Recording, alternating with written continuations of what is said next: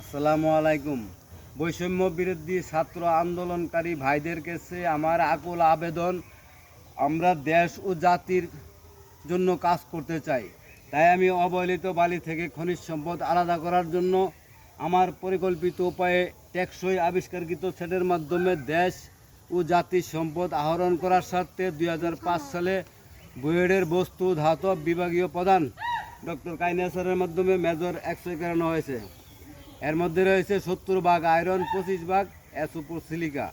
এই সমস্ত silica zircon, rutile, ilmenite, magnetite, garnet, monazite, কার্বোডাইস, নিউক্লিন, রাসায়নিক প্রযুক্তি, পারমাণবিক প্রযুক্তি, ইউরেনিয়াম, চুল্লি ও বিমানে ব্যবহৃত থাকে। তাই আমি মাননীয় বৈষম্য বিরোধী ছাত্র আন্দোলনকারী উপদেষ্টা স্যারের কাছে আমার আকুল আবেদন, আমার এই মজুত করা খনিজ সম্পদ বিনিয়োগ করতে পারলে হাজার হাজার হাজার হাজার বেকারত্ব লোক কাজে লাগিয়ে দেশ ও জাতিকে এক ধাপ এগিয়ে নেওয়া সম্ভব।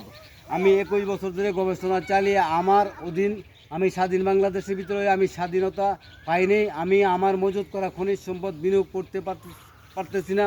বিনিয়োগ করতে পারলে আমি হাজার হাজার বেকারত্ব লোক কাজে লাগানো সম্ভব। তাই আমলা কামলা কারা আমাকে পিছিয়ে ফেলা লাগছে, আমি আর পিছিয়ে ফেলা করতে চাই না। আপনাদের উপরে ভার বৈষম্য ছাত্র আন্দোলনকারী উপদেষ্টা ভাইয়ের কাছে দেশ ও জাতিকে যদি এগিয়ে নিয়ে যাইতে হয়, তাহলে আমার এই তথ্য প্রযুক্তিগত উন্নয়নে চিন্তাধারা করতে হবে।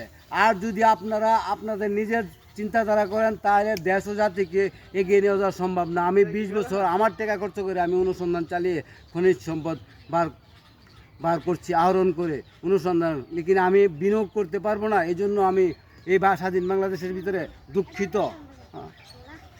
ভাই, আপনাদের কাছে আমার আকুল আবেদন, আপনাদের উপরে আপনারা এই মাল বিনিয়োগ করবেন। আমি আর পারতেছি না, আমি ব্যর্থ, আমার জীবনের সার্থকতা নাই, ব্যর্থতা। তাই আপনাদের উপরে দিলাম। আসসালামু আলাইকুম।